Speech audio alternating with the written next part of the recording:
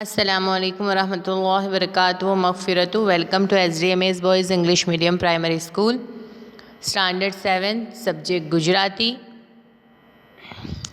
Chapter number 9 कदर, written by दौलत भट्ट। आप सब ठीक हो गए और स्टडी भी अच्छी तरह से कर रहे होगे होपफुली, और फिर से आपकी टेस्ट शुरू होने वाली है। जिस तरह से हुई थी इस तरह से आगे भी, सो बी प्रिपेयर फॉर इट। और स्टडी अच्छे से करना है।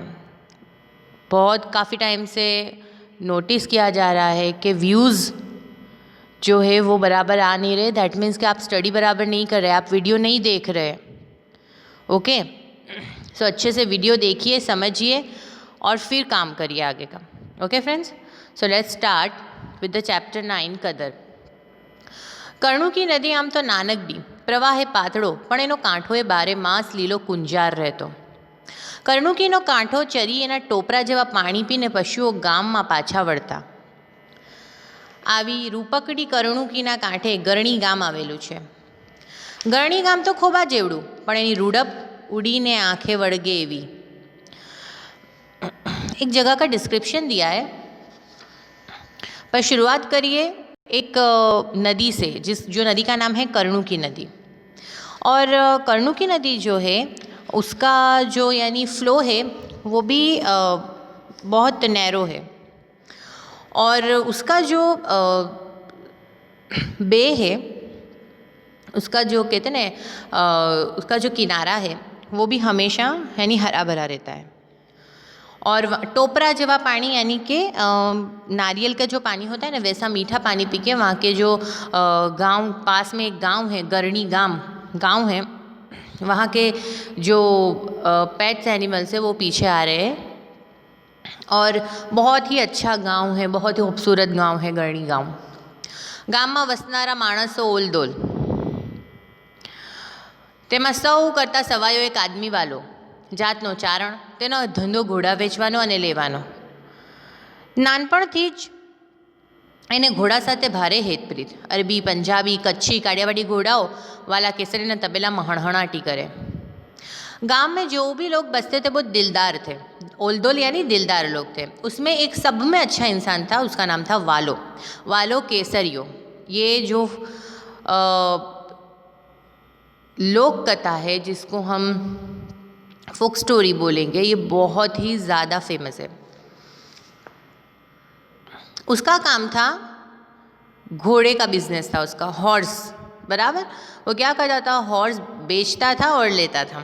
उसको घोड़ों से प्यार भी बहुत था, और उसको अरबी, पंजाबी, कच्ची, काठियावाड़ी, अलग अलग तरह के जो काइंड ऑफ घोड़े होते हैं वो बहुत पसंद थे। और उसके तबेले के अंदर सब तरह के घोड़े थे। आवो वालो केसरियो एक दी वडोदरा में जईने ऊभो रह्यो। मीट मंडाता ज मन ठरी जाए, घोड़ा जोईने सौ राजी राजी थई जाता। उसके पास घोड़े भी बहुत अच्छे थे। एक दिन बड़ौदा बेचने गया, वडोदरा में। वो क्या बेचने गया? घोड़े बेचने गया। अब जब वो घोड़े बेचने गया तो उसके घोड़े इतने अच्छे थे कि लोग उसको देखा कर रहे थे। 1000 રૂપિયાની વાંસળી કેડીએ બાંધીને નીકળેલા કેસરિયાની વાંસળીમાંથી વાટ ખર્ચીના 500 तो वपराई गया। ये वांसड़ी किसको बोलेंगे? वांसड़ी यानी कि एक जो वो गांव के लोग सिक्का संभालने के लिए या पैसे संभालने के लिए लंबी कमर के ऊपर एक थैली बांधते हैं, उसको वांसड़ी बोलेंगे। तो 1000 रुपये उसने लिए थे, उसमें से 500 तो यूज़ कर लिए उसने। एक पण घोड़ो खपतो नहोतो, यानी एक भी घोड़ा अभी बिका नहीं था उसने बेचा नहीं था। यानी कीमत सांभळीने सौ पाछा वળી जता, क्योंकि उसकी कीमत ही इतनी सारी थी घोड़ों की कि वो सुनकर ही सब पीछे चले जाते थे। आखिर केसरियाए वडोदरा ने राम राम करी गरणी भेगा थई जवानो निर्णय किया। उसने क्या सोचा कि अब एक तो घोड़ा बिक नहीं रहे, चलो अब रिटर्न हो जाएंगे। वडोदरा ऊपर भगवान सूरतदादाना तेज पथरावा मांड्या छे। जातवंत 5 घोड़ाओने दौरीने वाला केसरियाए वडोदराने वेगळું મૂકવા પગ ઉપાડ્યા। પાડી પંથા ઘોડાઓ અને પાછા વગર અસવારના। પછી એની ચાલમાં પૂછવું શું? કેસરિયાએ એક ઘોડા ઉપર રાંગ વાળી, બાકીના 5 ઘોડાઓ એની ફરતા થનગનતા ચાલવા માંડ્યા। જાયદી ખજૂરની પેસી જેવો વાન, હાથ મૂકો તો લપસી જાય એવી સુંવાળી ચમકતી ચામડી અને કાન સોરીને દોડીએ ચડાવતા। अब क्या हुआ, उसके एक भी सुबह काफ़ी यानी दोपहर हो चुकी थी, यानी 12-1 बज चुके होंगे, 11-12, अभी तक एक भी उसका घोड़ा बिका नहीं था। तो उसने क्या सोचा कि अब तो मैं गरनी रिटर्न हो जाता हूँ, और वो घोड़ों को लेकर उसने बड़ौदा छोड़ दिया। बड़ौदा छोड़ने के लिए उसने पग उपाड़े, यानी कि उसने छोड़ना शुरू कर दिया। पानीदार घोड़ों को लेकर वो जा रहा था, और उसमें भी घोड़ों के ऊपर कोई सवार नहीं था, क्योंकि उसके जितने घोड़े वो बेचने लाया था उसमें से एक ही घोड़े पर वो बैठेगा, बाकी के घोड़ों पर तो राइडर्स नहीं होने वाले। ओके, तो केसरिया ने क्या करा, एक घोड़े के ऊपर रांग वाड़ी, यानी एक पर सवारी करी, और आजू बाजू सब घोड़े चल रहे, और घोड़े इतने यानी उनका इतने मुलायम है, उनके हाथ यानी ऐसा लग रहा है कि अगर उनको हाथ लगाएंगे ना तो हाथ यानी फिसल जाएगा, इतना यानी इतने अच्छे घोड़े थे। और वाला केसरिया अपने घोड़ों की बहुत अच्छे से केयर भी करता था। जाने भगवान ने घरे थी मलमल ओढ़ीने આવ્યા હોય તેવા ઘોડાઓ રમત ચડે, यानी ऐसा लगता था कि ऊपर से मलमल को हम हाथ लगाते हैं तो कैसा होता है, एकदम सॉफ्ट। बस इसी तरह से ऐसे लग रहे थे कि एकदम मलमल ओढ़ के आए हुए हैं घोड़े। वालाનું मन आज वडोदरा माथेથી उठी गયું છે। आज अब उसको वडोदरा अच्छा नहीं लग रहा है, उसको अब जाना ही है। झट પોતાના ગામ ગરણી ભેગા થવા મનમાં અજંપો જાગ્યો છે, પણ ગરણી કાંઈ ઘોડાને ઘરે થોડું છે। यानी फटाफट अब ऐसा होता है कि यूँ फटाफट गरणी पहुँच जाए, पर गरणी थोड़ा दूर है वहाँ से। वाट खर्चीनी वधीली 500 रुपयानी वासड़ी केड़िए बांधी है, वो 1000 रुपये लेकर आया, 500 बचे है वो उसने वो वासड़ी के अंदर या तो थैली के अंदर बांध कर खुद की कमर पे बांधा हुआ है वो थैली को। પોતાની ખોરાકી અને ઘોડાના જોગાણની જોગવાઈ એમાં ભલી ભાત્ય થાય जैसे भी धरपत हૈયામાં છે, यानी खुद खा लेगा और घोड़ों को भी उसमें से खिला देगा। इतने 500 रुपये में यानी वो जो ये इसका जो गांव है गरणी वहाँ पर पहुँच जाएगा। धरपत यानी कि इतनी हाम यानी इतनी ठंडक है उसको। वडोदरानी बहार पग दीधो त्यां तो एक खोडामांथी गोदड़ा ठाम वासण घरनी नानी मोटी तमाम जणसनो ढगलो जाते भाड़ियो।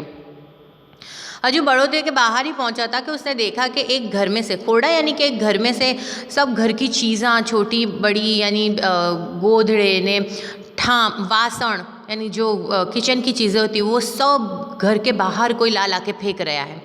बेग ढगला आगळ हाल्यो त्या नाना छोकराओ काळजा कंपावे एवा काळा बोकासा संभळाणा, यानी अलग अलग चीज़ों के ढीगले थे, यानी किसी का घर खाली करा जा रहा हो ज़बरदस्ती, ऐसा लग रहा था। अब वो यानी ऐसे जो पास हो रहा था तो उसने देखा कि 2-3 ढीगले जो पड़े हुए हैं, बर्तन हैं कि भाई गोधड़े हैं कि सब चीज़ों के ढीगले पड़े, वहाँ पर बच्चे पड़े हुए रो रहे और बहुत काळजा कंपावे यानी हमको डरा दे, हमको रहमाए, ऐसे यानी ऐसे आवाज़ों से वो रो रहे हैं। कूड़ा हैयावाड़ा वाला केसरिया थी घोड़ानी लगाम तणाई गई, यानी वाला केसरिया कैसा था, दिलदार था, और ऊपर से भी वो दिल का कैसा था, बहुत यानी हसास इंसान था, यानी दूसरों के दुख को समझता था, बराबर। वो बोलते हैं ना दया करने वाला था। तो उसने तो वहाँ पर खुद के घोड़े रोक दिए।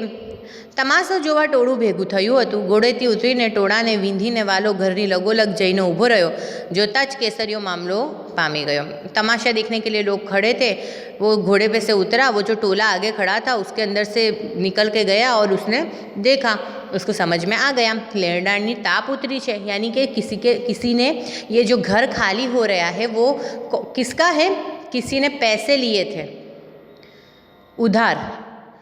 अब वो उधार चुका नहीं सका तो जिसके पास से पैसे लिए थे वो क्या करा रहा है, घर खाली करा रहा है।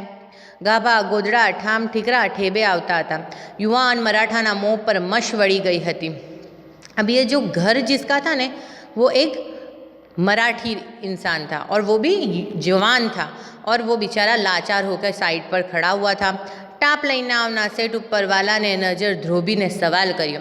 जो सेठ ये जो मराठा युवान है जिसका घर खाली हो रहा है, उसने वो सेठ के पास से पैसा लिया था और वो जो जवान मराठा जो लड़का था वो पैसे पीछे नहीं दे सका, इसीलिए वो जो सेठ है वो इसका घर खाली करा रहा था। तो अब वो सेठ को वाला ने पूछा कि सेठ કેટલા રૂપિયાનું લેણું, आंकड़ो बोलो, कितने रुपए देने बोलो।